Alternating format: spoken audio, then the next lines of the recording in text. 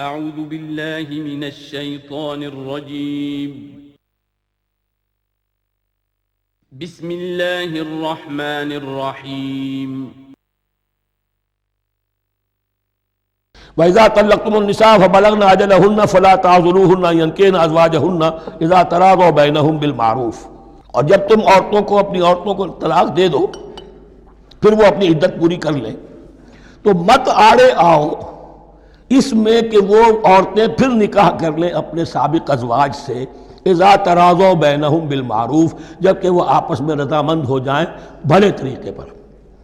یعنی اگر طلاق مغلظ نہیں ہے، دیکھیے ایک طلاق ہوتی ہے بائن، پہلی طلاق دوسری طلاق، یہ جب تک عدت ختم نہیں ہوئی طلاق رجعی کہلاتی ہے، اس کے دوران شوہر کو رجوع کرنے کا حق ہے۔ عدت پوری ہو گئی، اب یہ بائن ہو گئی، اب شوہر اور بیوی کا جو رشتہ ہے ٹوٹ گیا۔ اب اگر نکاح ہوگا تو دوبارہ ہوگا، اس میں عورت کی مرضی کو دخل ہے۔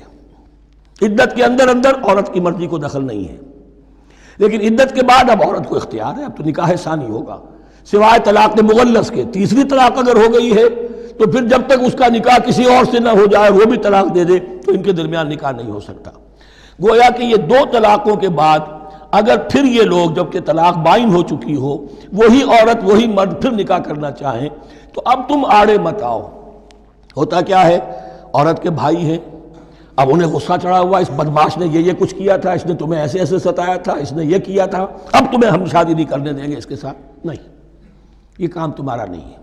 اگر وہ اذا تراضوا بینہم، اگر وہ باہم راضی ہو جائیں تو تم اب ان کے آڑے مت آؤ بالمعروف۔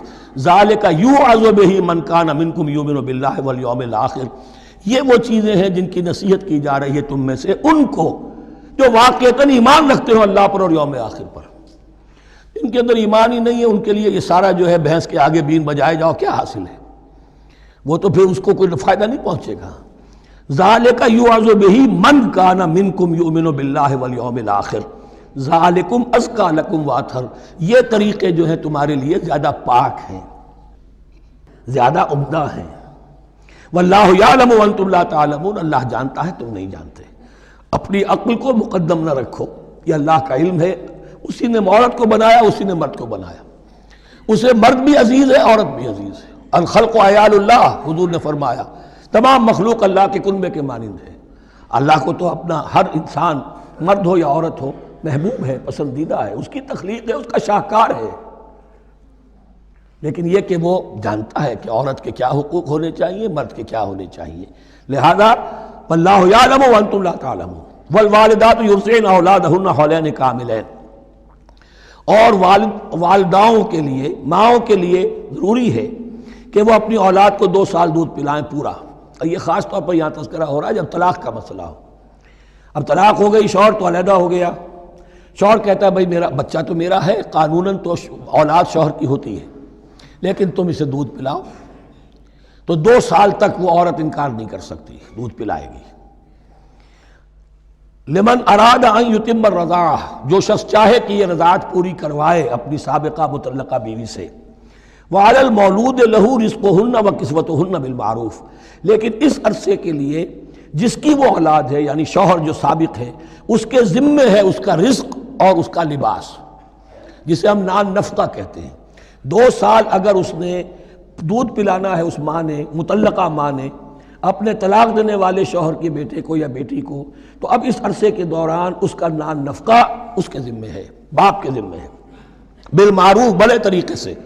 یعنی یہ کہ ایسا نہ ہو کہ ہو تو کروڑ پتی لیکن اب وہ اس کو بیوی کو مطلقہ کو وہ دینا چاہے نان نفقہ اپنی خادماؤں کی طرح کا، نہیں، وہ ہونا چاہیے معروف طریقے پر۔ لا تکلف نفس الا وسعها، کسی پر ذمہ داری نہیں ڈالی جاتی مگر اس کی وسعت کے مطابق۔ لا تضار والدۃ بولدہا، نہ تو تکلیف پہنچائی جائے والدہ کو اپنے بچے کی وجہ سے، ولا مولود لہ بولدہ، نہ جس کا وہ اولاد ہے، جس کا وہ بیٹا یا بیٹی ہے یعنی باپ، نہ اس کو تکلیف پہنچائی جائے۔ کوئی لا ضرر ولا ضرار، حضور کی حدیث ہے، دونوں کے ساتھ منصفانہ سلوک کیا جائے۔ وعلی الوارث مثل ذلک، اب فرض کیجئے وہ شخص جو تھا طلاق دینے والا وہ تو مر گیا، تو وارث کے ذمے، اس کا جو وارث ہے اس کے ذمے نان نفقہ رہے گا، اس کے اپنے مرحوم والد کی اگر اولاد اس کی کسی متعلقہ بیوی کے پاس ہے 2 سال تک دودھ پلانے کے لیے۔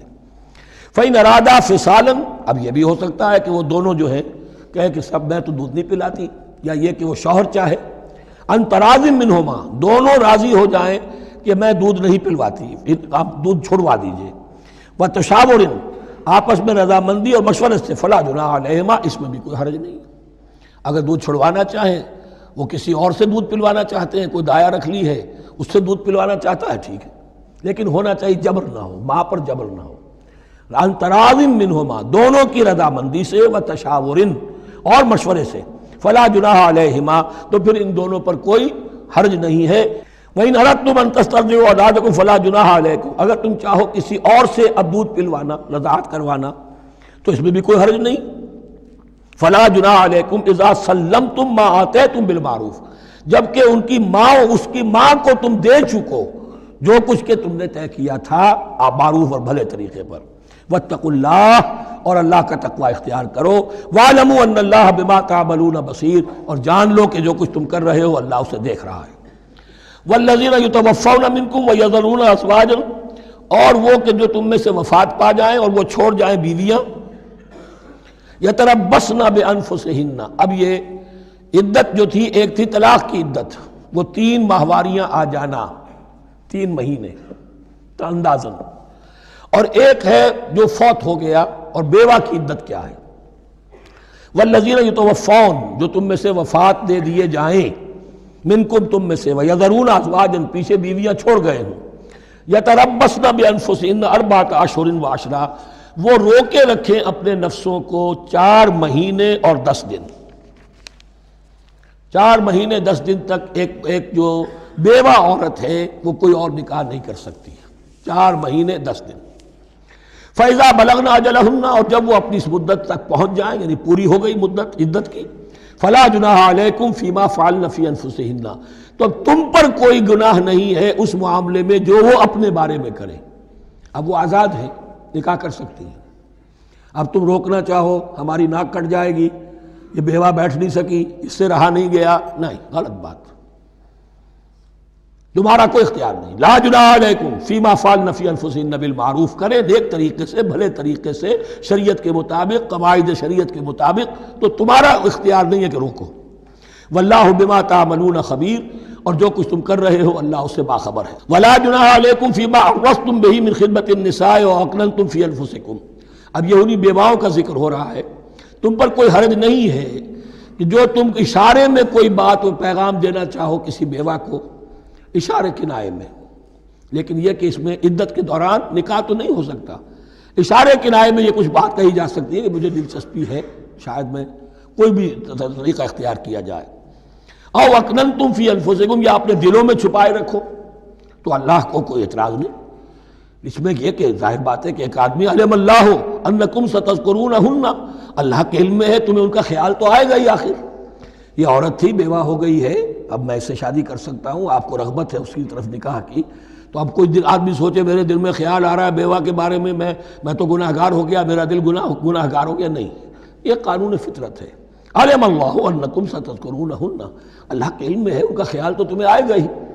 ولیکن لا تواعدوہن سرا، لیکن ایسا نہ کرو کہ ان سے معاہدہ کر لو خفیہ خفیہ، طے ہو جائے، بات پکی ہو جائے، سرا الا ان تقولوا قولا معروفا، سوائے اس کے کہ کوئی معروف بات کہہ دی جائے جس سے انہیں اشارہ مل جائے، بس۔ ولا تعزموا عقدۃ النکاح حتی یبلغ الکتاب اجلہ، اور مت باندھو گراہ نکاح کی جب تک کہ قانون شریعت اپنی مدت پوری نہ کر لے، یعنی عدت جب تک پوری نہ ہو جائے۔ اب یہاں دیکھیے حتی یبلغ الکتاب، کتاب سے مراد شریعت، قانون شریعت، کتاب سے مراد یہاں کیا ہے کہ جو بھی قانون آ چکا ہے کتاب کے اندر، 4 مہینے 10 دن کے بعد نکاح اس سے پہلے نہیں ہوگا۔ وَاعْلَمُوا أَنَّ اللَّهَ يَعْلَمُ مَا فِي أَنفُسِكُمْ فَاحْذَرُوهُ، اور جان لو کہ اللہ خوب جانتا ہے جو تمہارے دلوں میں ہے، پس اس سے ڈرو، اس کی پکڑ سے بچو۔ وَاعْلَمُوا أَنَّ اللَّهَ غَفُورٌ حَلِيمٌ، اور یہ بھی جان لو اللہ غفور بھی ہے، بخشنے والا بھی ہے، وہ خطا ہو گئی ہے استغفار کرو، توبہ کرو، اللہ معاف فرمائے گا۔ اور حلیم ہے، وہ فوراً نہیں پکڑتا بلکہ ڈھیل دیتا ہے، مہلت دیتا ہے، اگر چاہو تو تم توبہ کر لو۔